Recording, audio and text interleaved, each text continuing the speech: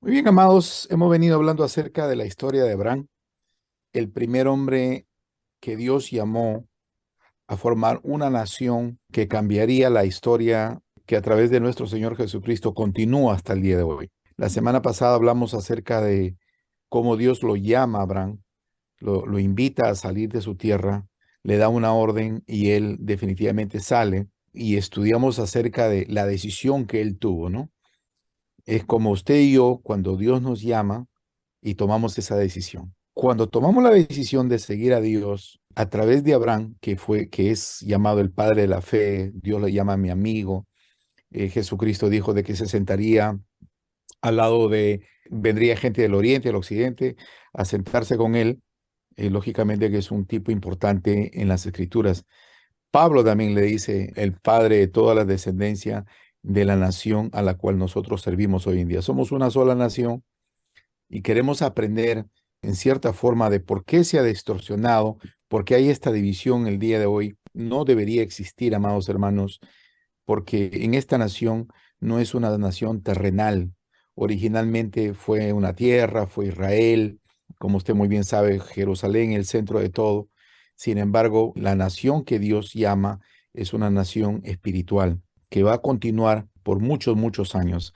Así que estamos hablando del hombre que Dios llama y de la misma forma que nos llamó a nosotros y a nosotros aprender, amados hermanos, acerca de la historia de Abraham, nos va a ayudar a nosotros a tomar nuestras decisiones tan importantes en nuestras vidas, porque estamos en tiempos sumamente difíciles donde las amas de casa sufren porque a veces los esposos no proveen lo suficiente, a veces los esposos sufren porque los hijos no están en los caminos del Señor, a veces los jóvenes hoy en día no encuentran trabajo, están en situaciones difíciles, los ancianos se sienten sumamente solos porque, bueno, los hijos los han abandonado, etcétera, etcétera, etcétera. Estamos en tiempos donde Dios desea derramar sus bendiciones sobre nosotros y tenemos, amados hermanos, esa gran oportunidad de si escuchamos las escrituras y aprendemos de lo que Dios nos enseña a través de ellas, nos vamos a dar cuenta de que el Señor siempre estuvo con nosotros y siempre está de tal forma que, que resulta una bendición, no solamente para usted, sino también para su esposo, para su esposa, para su cónyuge y para el resto de su familia. Porque la promesa que Dios le hizo a Abraham fue hasta de 1000 generaciones. Entonces, estas enseñanzas nos van a ayudar tremendamente a entender que existe un pequeño Abraham dentro de nosotros, que si nosotros prestamos atención, vamos a poder aprender. Sin más vuelta a quedar, quiero hablar el día de hoy, el capítulo 13 de Génesis, donde Dios llama a Abraham. Vamos a ir al capítulo 13 y vamos a leer juntos. Y dice, subió pues Abraham de Egipto hacia el Negev, él y su mujer, con todo lo que tenía, y con él Lot. Y Abraham era riquísimo en ganado, en plata y en oro, y volvió por sus jornadas desde el Negev hacia Betel hasta el lugar donde había estado antes su tienda entre Betel y Jaí, al lugar del altar que había hecho antes allí, e invocó ahí el nombre de Jehová. ¿Qué había pasado? El momento que Dios llama a Abraham, Abraham llega, como ustedes saben, a la tierra de Canaán, y de inmediato, al poco tiempo que estaba ahí, lo primero que hay es que existe una hambruna. O sea, acá lo primero que vemos, amados hermanos, es que Dios prueba el corazón de Abraham. ¿Ya? Entonces, cuando Dios te llama, Dios te va a probar. Te va a probar porque Él nunca se va a interferir en tus decisiones que tú tienes que hacer. Él te dice lo que debes hacer, pero en sí eres tú la persona que tienes que obedeces o no desobedeces. Entonces, acá vemos un hombre que tiene 75 años, donde Dios le hace una promesa que un día le iba a entregar un hijo y ni bien lo saca, lo lleva al desierto y cuando llega al desierto, de inmediato hay una hambruna. ¿Y qué es lo que ocurre en esta hambruna? Baja a Egipto, ¿verdad? Con Lot y su esposa y toda su familia. Y cuando llega a Egipto, se da cuenta de que su esposa era sumamente hermosa. Entonces ya usted conoce esa historia, donde le dice, bueno, hija, si te preguntan ahí, diles que tú eres mi hermana, porque si no acá me va a matar el faraón. Para entender quién era el faraón de esa época, amados hermanos, era como decir el presidente de los Estados Unidos hoy en día. Era el hombre más poderoso del mundo, que lo único que tenía que hacer es tomarse cualquier hombre, cualquier mujer para él y simplemente tomar el control sin pedirle permiso a nadie. Entonces, Abraham sabía que se iba a un lugar sumamente delicado, difícil, y Dios lo pone a prueba de inmediato. Y dice las Escrituras en el capítulo 12 que gracias a la confianza que Dios había puesto, a la confianza que Abraham había puesto en Dios, entra hacia Egipto, ¿verdad? Porque había una hambruna tremendamente. Él pone su confianza en el Señor y el Señor lo saca bendiciendo con oro, con plata, con ovejas, con cabras, etcétera. Entonces, Dios de inmediato recompensa, amados hermanos, la decisión que toma él, porque él pasa su primera y segunda prueba. ¿Cuál era? Que él tenía que entrar en el desierto y después, posteriormente, bajar hacia Egipto y confiar en que el único que podía salvarlo de esa situación era Dios. Y muchas veces nosotros, el momento que Dios nos llama a su reino y nosotros tomamos esa decisión de bautizarnos, de inmediato nos pone a prueba. ¿Y por qué haría eso Dios? Dice las Escrituras que lo hace para ver si nosotros guardamos o no su palabra, si nosotros somos dignos de seguirlo a Él, si nosotros de verdad nos hemos arrepentido y por lo tanto prueba nuestros corazones para que nosotros simplemente nos pase por el fuego y podamos salir más resplandecientes. Entonces, hasta ese momento, Abraham sale, ¿verdad?, de Egipto y llegamos al capítulo 13. Entonces, ¿qué pasa en el 13? Dice, como usted puede leer, sabe pues salió Abraham de Egipto, ¿verdad?, hacia el Negev, que es la parte sur de Israel, con su mujer y todo lo que tenía, y con él trajo a Lot. La semana pasada hablamos acerca de Lot, que era su sobrino. Algunas personas dijeron de que Abraham estaba en desobediencia, que cuando le dijo que saliera de su parentela, no tenía por qué traerlo a Lot. Sin embargo, hay otras personas que dicen que no, al contrario, que hizo lo correcto al llevarse a su sobrino con él, y por amor a su sobrino, él tuvo que pasar todas las cosas que tuvo que pasar Abraham porque lo amaba y quería darle un buen ejemplo hacia su sobrino Lot. Pero es un tema que tal vez lo vamos a discutir un poquito más adelante. Por ahora deseo concentrarme acerca del versículo 4. Pero en el 2 dice que Abraham era riquísimo en ganado, en plata y en oro. ¿Dónde había ganado todo eso? Él ya tenía, era un profesional, era un empresario en Ur de los Caldeos, o, después en Harán, ganó un poco más de riqueza, bueno, tuvo muchos siervos, pero donde él saca toda su fortuna encima de todo es en Egipto. Dios recompensa a Abraham porque era la promesa que le había dado, que lo iba a bendecir hasta que en su simiente serían benditas todas las naciones de la tierra. Entonces Dios empieza a hacerse conocer a Abraham. Abraham estaba un poco perdido porque no tenía idea de quién era Dios.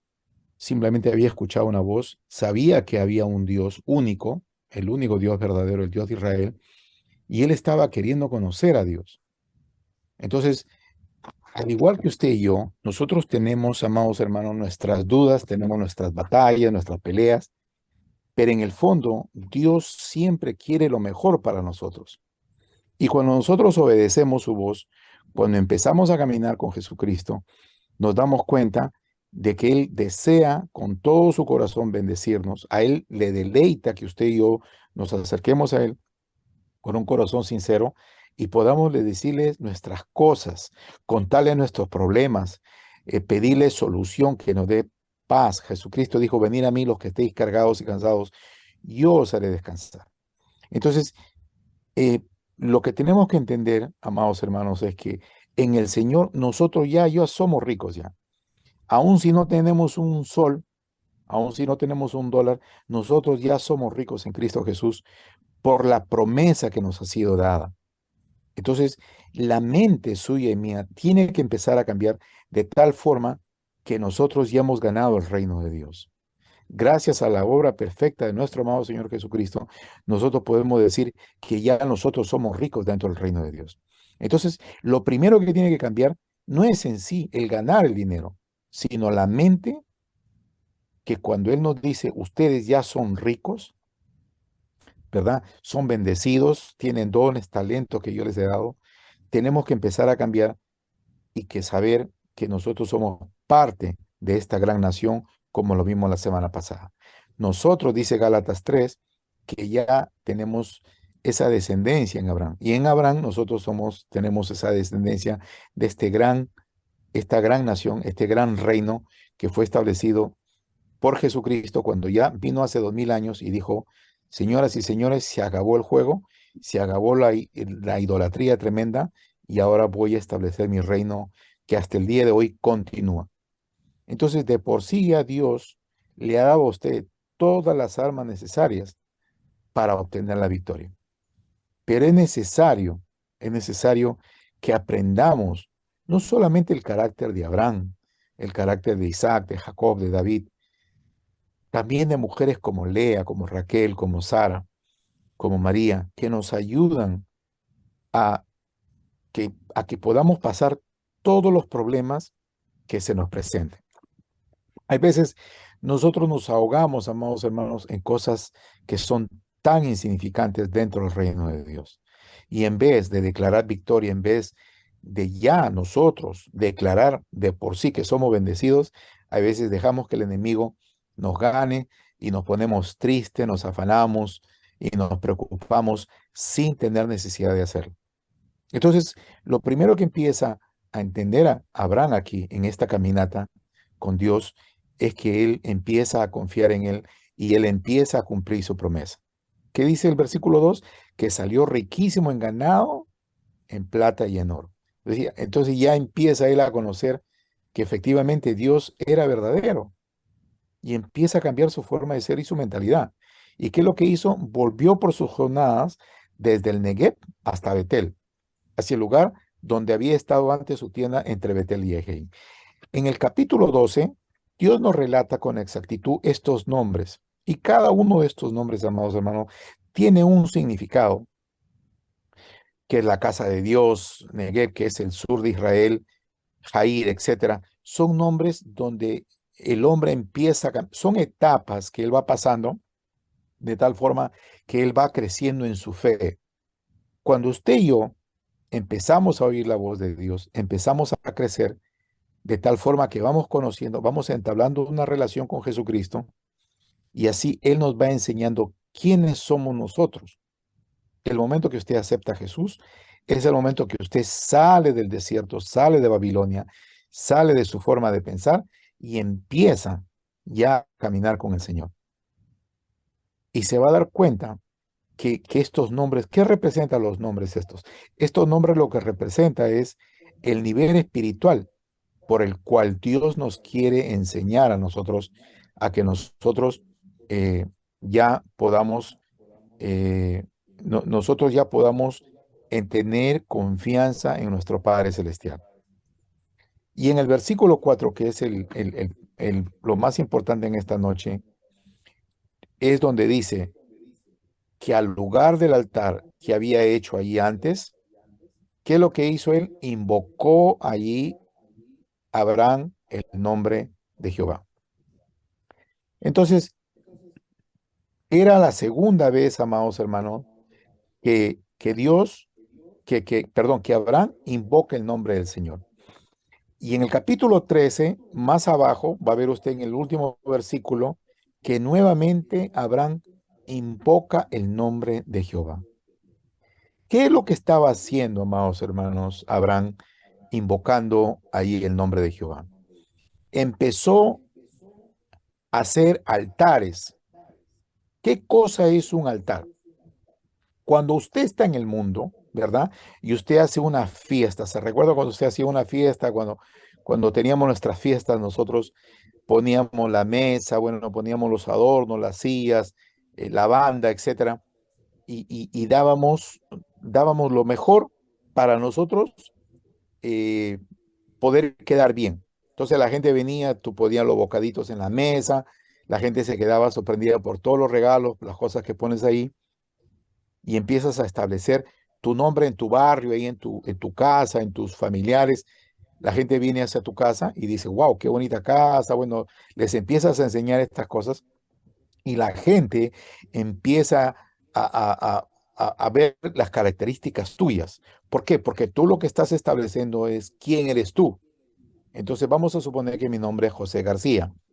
Entonces ya los vecinos, cuando dicen, mira, hay una fiesta en la casa de José García, ya se ponen a imaginar cómo iba a ser esa fiesta, ¿no? Cómo iban a poner los globos, cómo iban a poner los adornos, etcétera, etcétera, y empieza a establecer de alguna forma, en tu casa empiezas a establecer tu, bueno, tu salón de baile, etcétera, y empiezas a decir, esta es mi casa y ustedes están bienvenidos, y etcétera, etcétera. Bueno, en el mundo espiritual es lo mismo, pero en este caso dice la palabra que Abraham establece ahí el lugar del altar.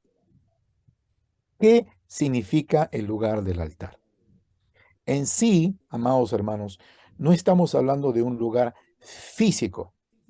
Cuando estamos hablando del lugar del altar, usted puede formar el lugar del altar en su baño, usted puede hacerlo en el patio, usted lo puede hacer en el desierto. El lugar en sí no es lo más importante, sino que lo importante es que usted va estableciendo el lugar del altar que es su cuerpo. ¿De qué estamos hablando, hermano Mirko? ¿De qué es lo que me quiere decir el Señor en esta noche?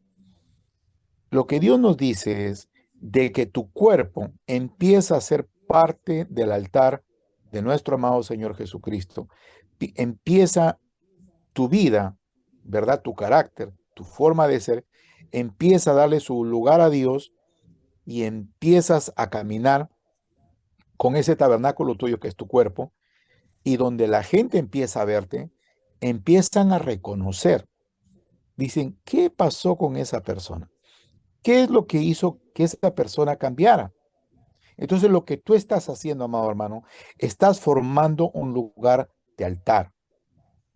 Empieza tu cuerpo a cambiar, tu mente a cambiar, empieza a cambiar tu vocabulario, tu forma de ser, empiezas a tratar bien a tu esposo, a tu esposa. La familia alrededor tuya empieza a ver tu cambio extremadamente grande. Y ellos lo que dicen es, ¿qué es lo que pasó con esa persona? ¿Por qué hizo que? Entonces puede ser que te dicen, no, la religión lo está cambiando, la esposa lo está cambiando, etcétera, etcétera, la familia lo está cambiando. Y lo que Dios te está ayudando a ti a hacer es a establecer un altar, porque tú eres el tabernáculo que caminas a todas partes. Tú vas llevando a Dios contigo donde quiera que tú vayas, a tu negocio, al mercado, en tu casa, en tu centro de trabajo, en tus estudios, en la universidad, en tu barrio. Tú empiezas a formar un altar de tal forma que la gente, amado hermano, empieza a darse cuenta que existe algo diferente en tu persona, en tu vida. Y la gente empieza a darse cuenta de tal forma que creen el resto. Empieza a tenerte respeto a algunos, algunos te tienen un poco de temor y otros simplemente pues tú resultas ser, te empiezan a llevar bronca, etcétera, ¿no? Ya Jesucristo nos dijo acerca de eso, que cuando uno empieza a parecerse a Él, empiezan, amados hermanos, empiezan la gente a rechazarte porque ya hablas mucho del Señor, tu vida es para el Señor, todo lo metes a Él en cada conversación. Entonces ya, ya te haces, el mundo ya no, ya se da cuenta que hay algo diferente en ti y ya no desea escuchar. Entonces empiezas a cambiar. Mire lo que dice Primera de Corintios 6:19 el apóstol Pablo. Dice, o ignoráis que vuestro cuerpo es templo del Espíritu Santo, el cual está en vosotros, el cual tenéis de Dios y que no sois vuestros. Fíjese esta revelación, amados hermanos. Mire lo que el apóstol Pablo nos está diciendo.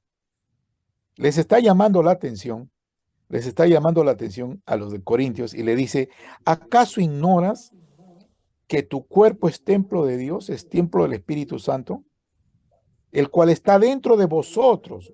Tú ya eres el templo del Espíritu Santo, ¿verdad? Y mira lo más importante que dice, el cual tenéis de Dios y que no sois vuestros. Acá Pablo nos está diciendo que ni siquiera tu cuerpo te pertenece a ti. Fíjate la importancia, amado hermano, fíjate la importancia de lo que estamos aprendiendo en esta noche. Algunas veces, algunos ya lo hemos escuchado tantas veces, pero es necesario que escuchemos una y otra vez y nos repitamos una y otra vez. Dice el Señor que el templo, mire lo que dice 1 Corintios 3:16, ¿no sabéis que sois templo de Dios y que el Espíritu de Dios mora en vosotros? Les estaba llamando la atención, amados hermanos. La iglesia de los Corintios estaba saliendo de los caminos del Señor, se pusieron a tomar, a emborracharse y empezaron a hacer cosas indebidas dentro de la iglesia, de tal forma que había un muchacho ahí que estaba con la hija de su papá, etcétera. Creo que era su nuera, no me recuerdo con exactitud. La cuestión es de que el cuerpo de la iglesia de Corintios se había olvidado de que el verdadero templo no es la iglesia que tú asistes, sino es tu cuerpo. Y Pablo nos llama la atención y dice, ¿no sabéis que sois templo de Dios y que el Espíritu de Dios mora en vosotros? Entonces, acá lo que estamos aprendiendo y recalcando una y otra vez, que el verdadero altar que tú y yo vamos a levantar está dentro de nosotros. Entonces, todo eso malo que está en nosotros, que son los frutos de la carne, ira, contienda, enojo, etcétera, empieza a salir y empieza a ser reemplazado. Cuando tú entiendes, amado hermano, amada hermana, de que tú eres el templo de Dios, tú empiezas a querer cambiar, porque la palabra de Dios te da ese convencimiento que estás mal, corres al Señor, le pides perdón y Él te perdona y tú continúas en tu lucha. Dices, no estoy haciendo lo correcto, porque estoy chocando con este templo, de tal forma que Dios no desea, amados hermanos, que nosotros estemos pecando con nuestro cuerpo, que hagamos cosas que no debemos, y Él desea que nosotros nos guardemos para Él, porque el Señor, amados hermanos, es nuestro novio y nuestro esposo, y tenemos que mantenernos virgen. Miren lo que dice 2 Corintios capítulo 6, versículo 16. ¿Qué acuerdo hay entre el templo de Dios y los ídolos? Porque vosotros sois el templo del Dios viviente, como Dios dijo, habitaré y andaré entre ellos, yo seré su Dios y ellos serán mi pueblo. ¿De qué está hablando Pablo acá? Jesucristo ya está dentro de nosotros, ya está viviendo con nosotros. Entonces nosotros no podemos meterle ídolos a nuestros cuerpos. Todos los ídolos que estaban en nuestra mente, en nuestro corazón, empiezan a salir porque no hay ninguna comunión, dice, entre el templo de Dios y los ídolos, porque vosotros sois el templo del Dios viviente. Dios le hizo una promesa a Abraham que él viviría entre nosotros. Y cuando viene Jesucristo, ya vive entre nosotros, amados hermanos. Nosotros no tenemos que esperar la llegada de nuestro Señor Jesucristo. Jesucristo ya vive, su Espíritu vive dentro de usted y dentro de mí. Y esto es tan revolucionario cuando nosotros empezamos a entender eso. Y Abraham es exactamente lo que él entendió. Por eso es que levantaba un altar eh, cada cierto tiempo. Su comunión con el Señor iba creciendo poco a poco y empezaba a levantar un altar donde él vaya. Ahora, ¿qué tiene que ver eso conmigo, hermano Mirko? Bien sencillo. En el lugar donde tú llegas, sea tu centro de trabajo, sea tu casa, sea la casa de un amigo, sea etcétera, tu negocio, donde tú vayas, levanta, amado hermano, un lugar de altar para Dios. Estoy hablando de que tú vayas a poner velitas y pongas dos rocas. No, amado hermano, no, sino que tu cuerpo, que es el templo de Dios, empiezas a estar conectado a través de la palabra y ese lugar de altar empieza a salir dentro de ti y es ahí cuando tus familiares, tus vecinos, tus amigos empiezan a darse cuenta de que hay algo diferente en ti. Entonces, ¿qué es lo que tú estás haciendo? Estás invocando el nombre de Dios, el nombre de Yod-Heh-Vah-Heh, el nombre de Jehová o Yahweh, como le dicen algunos. Entonces, cuando empiezas a invocar el nombre del Señor en tu vida, es tu templo, es tu cuerpo el que hace la diferencia. Entonces, tú tienes que ser la misma persona donde quiera que estés. No tienes necesidad de ir a una iglesia, empezar a cambiar. No, tú eres como eres. Y al igual que yo y tú, tenemos una lucha constante con el pecado, con lo que está dentro de nosotros, y empezamos a cambiar poco a poco. Algunos cambiamos un poco más rápido que otros, pero no te sientas mal por eso. Pero la lucha es la misma. Entonces, cuando tú empiezas, amado hermano, a invocar el nombre del Señor, empiezas empiezas a mostrar el carácter de Jesucristo aquí en la tierra. Y la misma gente, la misma familia se da cuenta. Entonces, algunos se van a espantar, otros se van a correr y otros se van a acercar y van a tener mucha curiosidad porque empieza a cambiar tu vida y dicen, bueno, ¿y cómo lo haces? ¿Qué es lo que Mm, estás haciendo? Y la gloria se la lleva el Señor. Ya no vivo yo, mas Cristo vive en mí. Entonces, Abraham, amado hermano, en esta lección, lo que estamos aprendiendo es que ni bien sale, amado hermano, de su parentela, de su forma de ser, lo primero que hace Dios, ¿qué cosa es? Probarlo. ¿Y qué es lo que hace cuando lo prueba? Pasa esa prueba y Dios lo recompensa. ¿Y qué es lo que hace después de la recompensa? Abraham levanta un altar de adoración a Dios. Esa es la forma como vemos cambiando el Hijo de Dios. Este es el padre de la fe. Y conforme va a ir pasando el tiempo, vamos a ir entendiendo cada día más cómo es que Dios actúa en la vida de Abraham y cómo Abraham va conociendo a Dios. Eso no significa que no comete errores. Vamos a aprender de los tremendos errores que cometió Abraham, que no debería haber hecho, que hasta el día de hoy las consecuencias continúan. Pero eso lo dejamos para otra ocasión. Solamente quiero en esta noche acabar con la historia de Lot porque dice en el versículo 5 que ellos también tenían, dice que andaba con Abraham, ¿verdad? Y él también tenía ovejas, vacas, entonces el sobrino también había sido bendecido. Entonces, ¿qué pasó?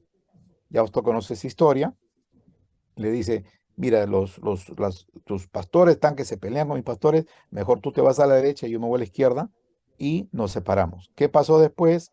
Lot vio que era él escogió lo mejor, pero al final de cuentas salió siendo lo peor. Lot escogió lo que no debería haber escogido, que fue Sodoma y Gomorra, bueno, y usted ya conoce esta historia. ¿Y qué hizo? Que, como dice el versículo 10, ¿no? Vio toda la llanura del Jordán, o sea, vio lo mejorcito. ¿Y qué hizo Lot?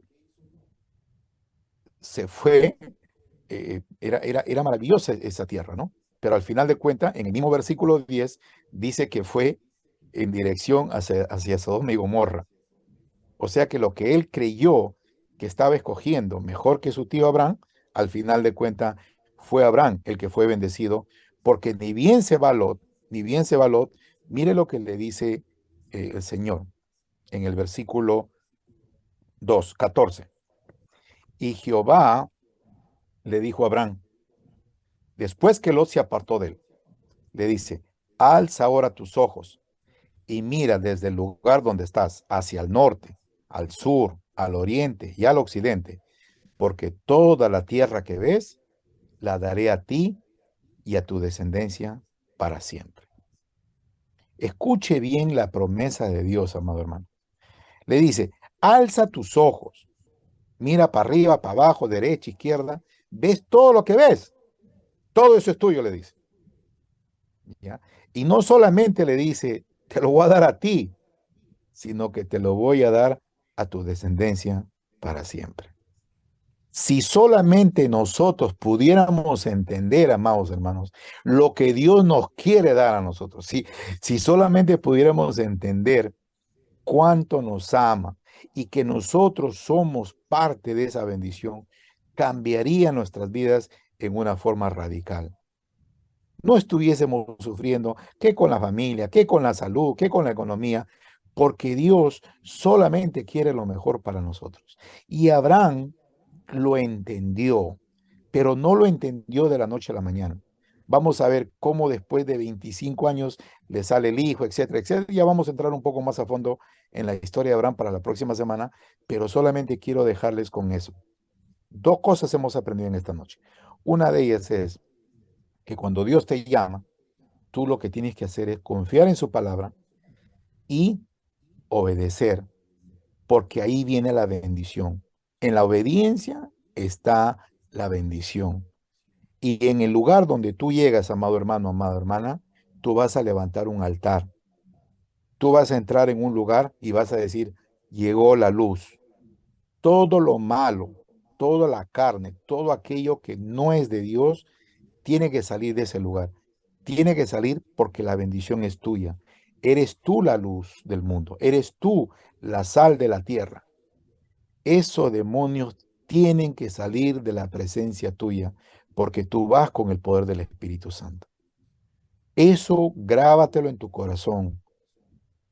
La victoria ya es tuya, chápala, grábala para ti, agárrala y solamente cree lo que Dios te está diciendo en esta noche. Ya no sufras con cosas que no tienen sentido. Gózate, goza tu familia, goza los dones y talentos que ha dado y comparte con otros lo que Dios está haciendo en tu vida. Y donde tú vayas, coloca ahí un altar, levanta ahí tu altar. Acá está el Hijo de Dios. Soy de la nación de Abraham y deja que el Espíritu Santo te guíe para que te vaya bien todos los días de tu vida.